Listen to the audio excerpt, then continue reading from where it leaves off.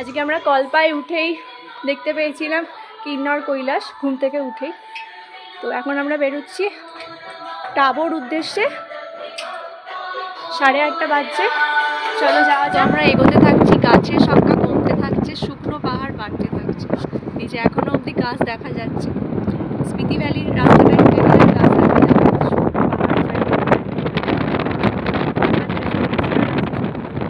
আমরা এখন চলেছি স্পিতি ভ্যালির দিকে। তো ওইখানে একটা হোটেল টাইপের খাবার আছে, এই যে সিভা হাইওয়ে ধাবা অ্যান্ড হোস্টেল। এখানে দাঁড় করানো হয়েছে একটু চা কফি ব্রেকের জন্য, কারণ এরপরে সেই সঙ্গমের কাছে খাবার দোকান পাওয়া যাবে। ব্রেকফাস্ট করার হলে এখানেই করে নিতে হবে। ভিডিও করছে তার আজকে জন্মদিন, সেটাও বলে দিলাম। Thank you. জন্মদিনে গিফট কই? গিফট এই যে ভালোবাসা। ওকে।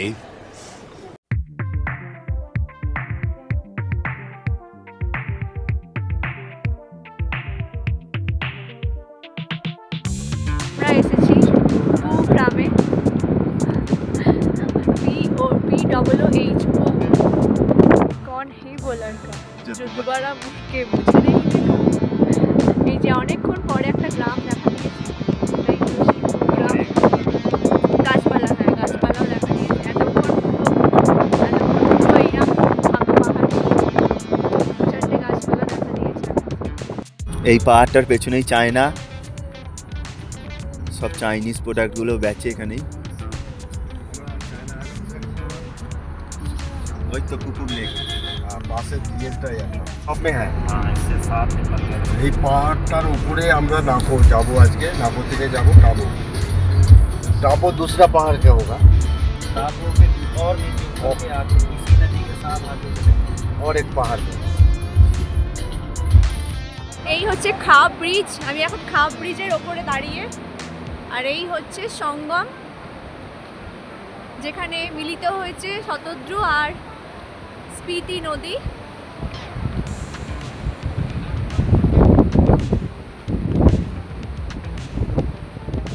এই দিনটা ছিল 20 সেপ্টেম্বর। এই দিন ছিল আমার বার্থডে। তো বার্থডে কেকটা আমার এই খাব সঙ্গমেই কাটা হয়েছিল। এইরকম একটা জায়গায় খোলা আকাশের নিচে জন্মদিন সেলিব্রেট করতে পেরে তো আমার খুবই ভালো লেগেছিল। আর এই খাব ব্রিজের পরেই শুরু হয় Spiti valley.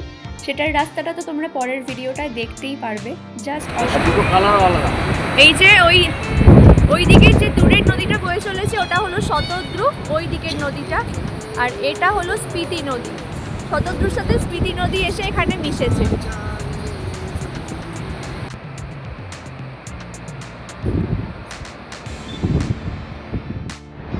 Happy birthday to you. Happy birthday to you.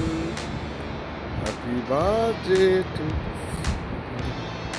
Happy birthday to you.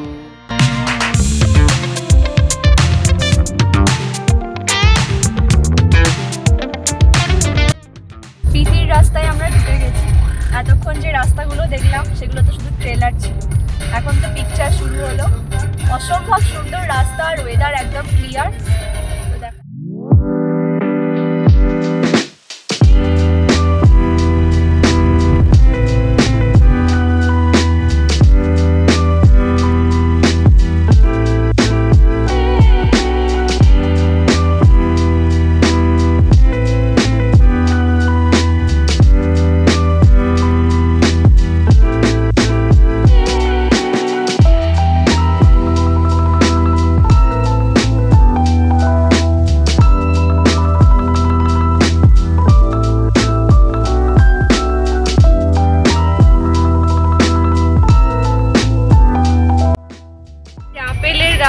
Apple হয়ে রয়েছে, দেখা যাচ্ছে না ফোন এখান থেকে, কিন্তু ওই আগে দেখতে পেলাম আমরা ছোট ছোট আপেল এখানে।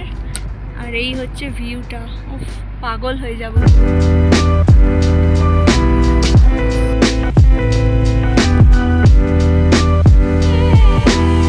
স্পিতি ভ্যালিকে এক কথায় মিনি লাদাখ বলা যেতেই পারে, কারণ এই সৌন্দর্য লাদাখ ছাড়া আর অন্য কোথাও আমি দেখিনি বা পাবো না। এই শুষ্ক পাহাড়গুলো তো একরকম সৌন্দর্য, আবার এর ওপর যখন বরফ পড়ে তখন মানে চিন্তা করলেই আমার মাথা খারাপ হয়ে যাচ্ছে।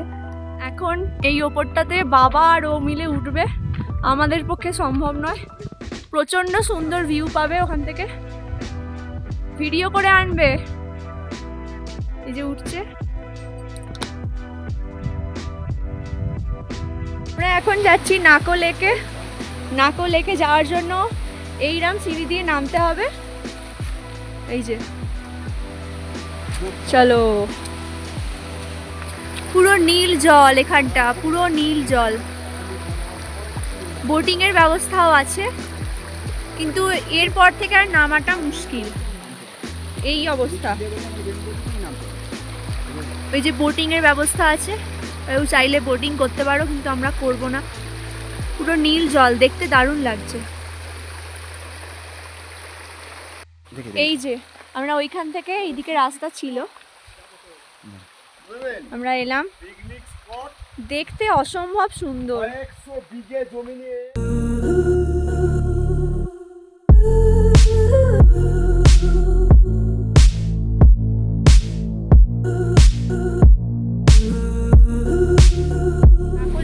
ওঠার সময় একটু ধীরে ধীরে উঠতে হবে, কারণ স্পিডে উঠতে গেলে আমরা হাঁপিয়ে গেছি। 12,000 নয়, একটু কমই হবে, কিন্তু ওঠার সময়টা শ্বাসকষ্ট হচ্ছে।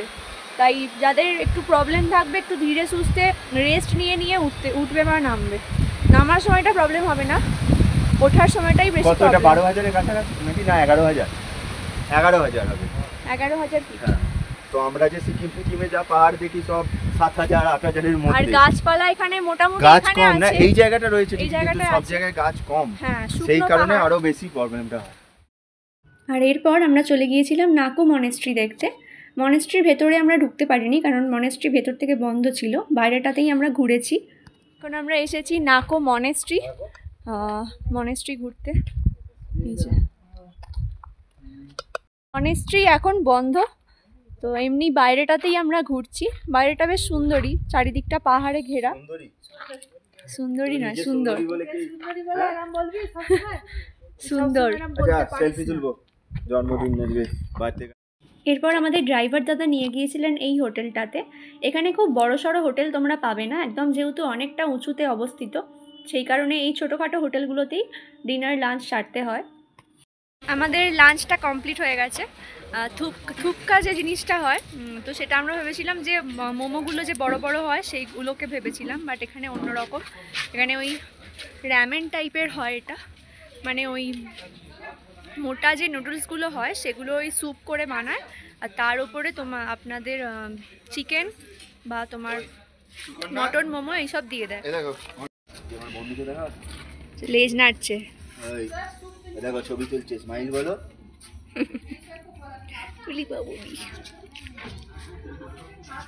এখন আমরা আছি গিউ মনেস্ট্রিতে। এখানে আমাদের গাড়ি পার্ক হয়ে গেছে। এরপর থেকে হেঁটে হেঁটেই যেতে হবে এই রাস্তাটা। ওই যে মনেস্ট্রি দেখা যাচ্ছে কিছুটা, এখান থেকে দেখা যাবে না। চলো হাঁটি। এই গিউ মনেস্ট্রিটা অনেক সুন্দর, তো তোমাদেরকে চলো ভেতরে ঢুকে ভিডিওতে দেখো। এদিকের পাহাড়টা লক্ষ্য করিনি এতক্ষণ, কি অসম্ভব সুন্দর, ঝুড়ো ঝুড়ো বরফ পড়ে আছে, একদম অন্যরকম। এতক্ষণ যেগুলো দেখলাম সেগুলো থেকে একদম আলাদা, প্রচণ্ড সুন্দর লাগছে দেখতে। আচ্ছা, গিউ মনেস্ট্রি আসতে গেলে অবশ্যই আধার কার্ড আনবে, কারণ এখানে এন্ট্রি করতে লাগে, তো এই আধার কার্ডটা মাস্ট। এখন আমরা হেঁটে যাব পুরো। তো সেখানের মানুষের এখানের বিশ্বাস যে একজন নাকি 400-500 বছর ধরে মমি হয়ে বেঁচে আছে, জীবন্ত মমি। যেই জীবন্ত মমি স্টাফ হয়ে করে দিয়েছিল, তার নাকি চুল বা নাক বাড়ে। চুল নোক নাক কি করে বাড়ে? নোক বাড়ে, ঠান্ডায় পড়ে যাচ্ছে। এবার মানুষের যা বিশ্বাস, আর কি বলি, কুছ বলুঙ্গা তো বিবাদ হয়ে যায়গা। গাড়ি পার্কিংয়ের জায়গা থেকে 10 থেকে 15 মিনিট মতো হাঁটতে হয় গিউ মনেস্ট্রিতে ঢোকার আগে অবধি। এই হলো জীবন্ত মমি।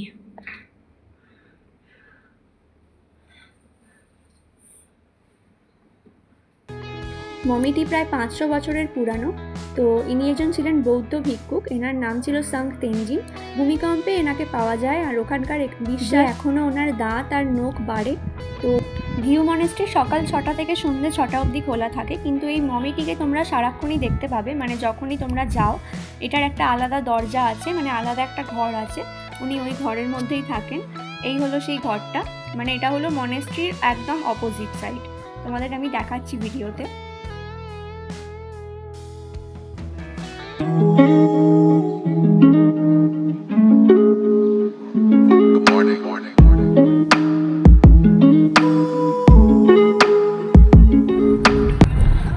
আমরা এখন চলেছি টাবোর দিকে, আর এখন যাচ্ছি হুরলিং ভিলেজের মধ্যে দিয়ে।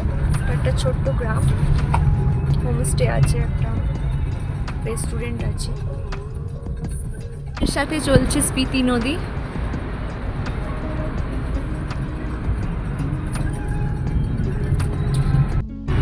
আমরা চণ্ডীগড়ে চলে এসেছি, আমাদের ট্যুর কমপ্লিট। এবার আমরা রাজধানী ধরবো। অ্যাকচুয়ালি আমরা যাচ্ছিলাম কাজার উদ্দেশ্যে, এবার একটা পোর্টাল খুলে আমরা চলে এসেছি চণ্ডীগড় চলে এসেছি। চণ্ডীগড়, আসলে এই জায়গাটার নামই চণ্ডীগড়।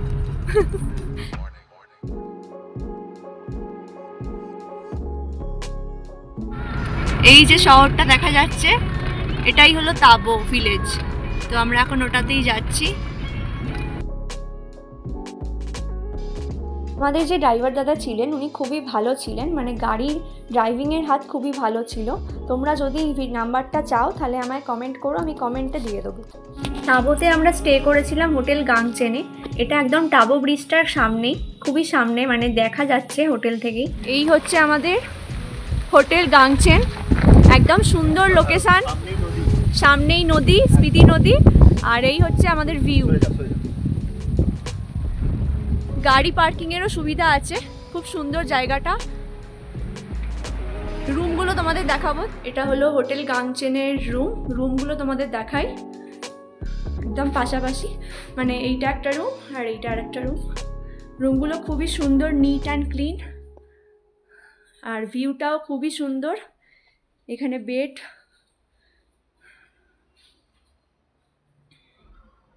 ইলেকট্রিক কেটেল আছে, হ্যাঁ এই যে।